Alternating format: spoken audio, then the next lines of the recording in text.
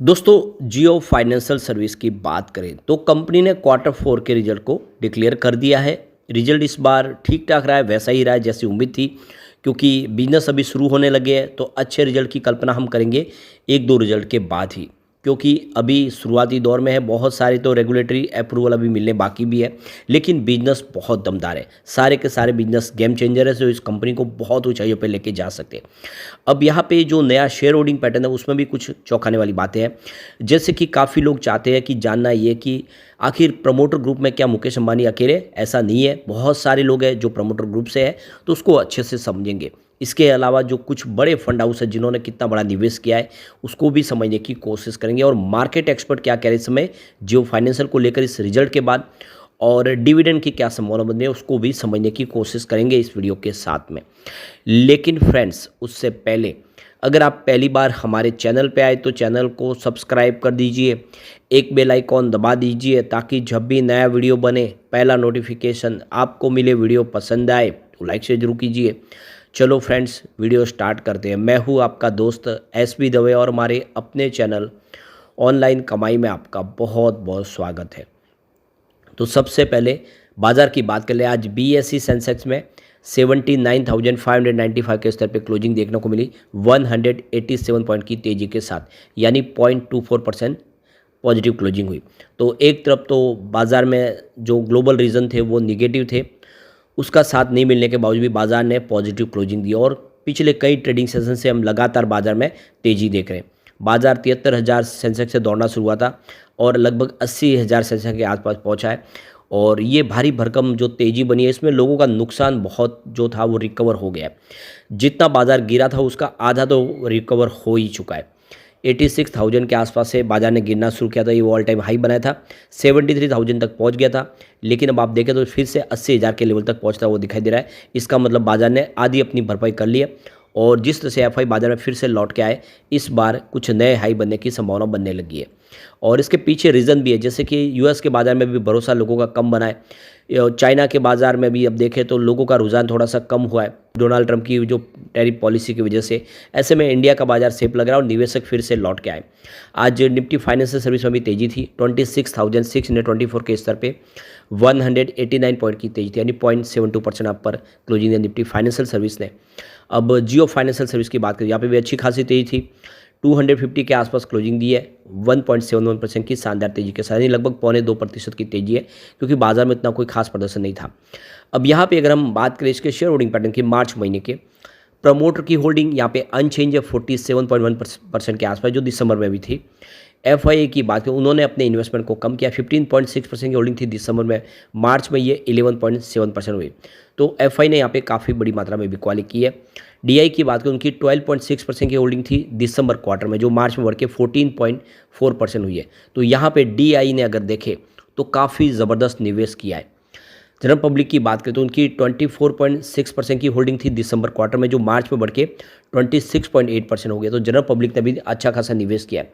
अब यहाँ पे प्रमोटर ग्रुप से अगर आप देखें तो यहाँ पे इंडिविजुअल हिंदू अनडिवाइडेड फैमिली अगर देखें तो वो 0.88% है, जिसमें के डी अंबानी की यहाँ पे 0.25% की होल्डिंग है, अनंत एम अंबानी की 0.13% की होल्डिंग है, और ईशा एम अंबानी की 0.13% की होल्डिंग है, और मुकेश डी अंबानी की 0.13% की होल्डिंग है, नीता एम अंबानी की 0.13% की होल्डिंग है, और आकाश एम अंबानी की 0.13% की होल्डिंग है। यानी पूरे परिवार के पास 0.13% के आसपास की होल्डिंग है, जिसमें उनकी माताजी के पास होल्डिंग ज़्यादा है 0.25% की। बाकी मुकेश अंबानी के परिवार के पास जो होल्डिंग है उसमें लगभग सेम ही है।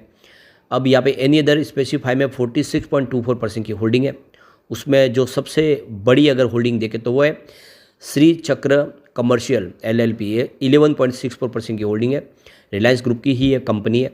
और उसके बाद देखें तो करुणा कमर्शियल 8.59% की होल्डिंग है, और तत्वम इंटरप्राइजेस की 8.59% की होल्डिंग है। इसके अलावा देवर्षि कमर्शियल 8.59% की होल्डिंग है। उसके बाद में Reliance industries holding private limited की 3.01% की होल्डिंग है, और Jamnagar utilities and power private limited की 2.02% होल्डिंग है। ये सारी की रिलायंस की ही कंपनियां हैं। उसके बाद समरजीत इंटरप्राइजेस की 1.96% की होल्डिंग है, और सिक्का पोर्ट्स एंड टर्मिनल्स की 1.08% की होल्डिंग है। श्रीजी कॉम ट्रेड की बात करें 0.23% की होल्डिंग है, और यहाँ पे श्री कृष्णा ट्रेड कॉम की 0.23% की होल्डिंग है, और सेवर इंटरप्राइजेस 0.21% की होल्डिंग है। रिलायंस वेलफेयर एसोसिएशन की 0.08% की होल्डिंग है, और वासुप्रदा इंटरप्राइजेस की 0.02% की होल्डिंग है। तो इस तरह से अगर आप देखेंगे तो ये प्रमोटर ग्रुप के जो अलग अलग जो बहुत सारी कंपनियां उनमें निवेश के माध्यम से जो होल्डिंग ली हुई है, और ये शेयर होल्डिंग पैटर्न समझ में आ रहा है कि वाकई में इसमें बहुत सारी अलग अलग कंपनियों के माध्यम से यहाँ पे इन्वेस्टमेंट किया हुआ और उसकी होल्डिंग लगातार बढ़ाई भी जा रही है। अब यहाँ पे दो ऐसे म्यूचुअल फंड्स हैं जिनका इन्वेस्टमेंट 1% से ज़्यादा है, उन्होंने भारी भरकम निवेश किया और उनके नाम यहाँ पे शो हो रहे। तो टोटल म्यूचुअल फंड की 6.5% की होल्डिंग है, जिसमें 42 की संख्या है। क्वांट म्यूचुअल फंड का सबसे ज़्यादा निवेश है, 2.57% की ज़बरदस्त होल्डिंग ली हुई है क्वांट म्यूचुअल फंड से। तो क्वांट अलग अलग म्यूचुअल फंड ने यहाँ पे इन्वेस्टमेंट किया। एसबीआई म्यूचुअल फंड का भी निवेश बढ़ा है, यानी 1.0% की होल्डिंग है। तो एसबीआई की तरफ से भी निवेश काफ़ी ज़्यादा किया हुआ है। अब यहाँ पे फॉरेन पोर्टफोलियो इन्वेस्टर कैटेगरी 1 में 11.21% की होल्डिंग है, उनकी संख्या 623 की है। फॉरेन पोर्टफोलियो इन्वेस्टर कैटेगरी 2 में 0.38% की होल्डिंग है, उनकी 44 की संख्या है। अब यहाँ पे देख सकते हो कि इंश्योरेंस कंपनी में भी काफ़ी निवेश किया और 6.98% की होल्डिंग है, उनकी संख्या 27 के आसपास है। लेकिन इसमें जो सबसे बड़ा निवेश है वो LIC का है, 6.13% की होल्डिंग है, जो बहुत ही ज़बरदस्त है। फॉरेन डायरेक्ट इन्वेस्टमेंट भी यहाँ पे हुआ है 0.07% का, जिनकी संख्या 5 के आसपास है। तो कुल मिला के LIC का इन्वेस्टमेंट बढ़ा है। LIC को पूरा भरोसा है, जिस तरह से भारी भरकम निवेश किया, 6% के आसपास की होल्डिंग है पूरी कंपनी के अंदर। LIC के वो उनको विश्वास है कि आने वाले समय जियो फाइनेंशियल कमाल कर सकता है। अब यहाँ पे देख सकते हो कि कंपनी ने इस बार जो कंपनी का जो टोटल नेट प्रॉफिट बताया उसमें 1.61% की बेसिस पे वृद्धि देखने को मिली है। और देख सकते हो कि इस रिजल्ट के बाद देखें तो मार्केट एक्सपर्ट का कहना है कि आने वाला जो समय है वो बेहतर हो सकता है। कंपनी आने वाले समय जिस तरह से रिजल्ट एक के बाद एक आने वाले समय खुलेंगे, और आने वाला समय जो होगा Q1 और 2 का वो बेहतर ही होता वो दिखाई देगा। यानी ये इसकी शुरुआत है, आने वाले समय हम उम्मीद करेंगे ये कुछ बेहतर होगा। तो यहाँ पे वेल्थ मिल सिक्योरिटीज़ के क्रांतिनी बैठनी का कहना है जियो फाइनेंशियल का जो क्वार्टर रिजल्ट है वो फ्लैट रहा है, और एट प्रेजेंट जो रिटेल इन्वेस्टर है उनको वेट एंड वॉच करना चाहिए, और आगे आने वाले समय जो डेवलपमेंट होता है उसको ऑब्जर्व करना चाहिए किस तरह से कंपनी अपने कारोबार को लेकर आगे बढ़ेगी। तो अभी इतना तेज़ी से निवेश की जरूरत है, थोड़ा वेट कर सकते हैं। अब देख लो कि जियो फाइनेंशियल ने डिविडेंड का ऐलान भी किया है, 50 पैसे पर शेयर डिविडेंड देगी, जिसकी जो फेस वैल्यू 10 रुपये के आसपास है। तो जो कंपनी की AGM होगी उसके अंदर AGM के दौरान रिकॉर्ड डेट का ऐलान किया जाएगा। तो अभी एक अच्छा मौका है डिविडेंड प्राप्त करने का जियो फाइनेंशियल के अंदर। अब रिजल्ट की क्या है संभावना, अगर रिजल्ट देखें इस बार कैसा रहा है दिसंबर के मुकाबले, तो टोटल इनकम 518.36 करोड़ के आसपास बताइए, जो दिसंबर में 448.89 करोड़ के आसपास थी। TI ग्रोथ की बात करें इसका 15.48% अप रहा है, जो पिछले क्वार्टर में 35.30% डाउन था। टोटल खर्च इस बार 161.01 करोड़ के आसपास रहा है, पिछले क्वार्टर में ये 130.75 करोड़ के आसपास था। TE ग्रोथ की बात करें इस बार 23.14% अप रहा है, जबकि पिछले क्वार्टर में ये 10.49% डाउन था। एबिटाडा इस बार 357.35 करोड़ रहा है, जो पिछले क्वार्टर में 318.14 करोड़ के आसपास था। एबिटाडा ग्रोथ की बात करें इस बार 12.32% अप रहा है, जो दिसंबर में 41.92% डाउन था। पैट की बात करें इस बार 316.11 करोड़ के आसपास बताया, जो दिसंबर में देख सकते हो कि 294.78 करोड़ के आसपास था। तो प्रॉफिट आफ्टर टैक्स में वृद्धि हुई है। पैट ग्रोथ की बात तो 7.24% अप रहा है इस बार, जो दिसंबर क्वार्टर में 57.22% डाउन था।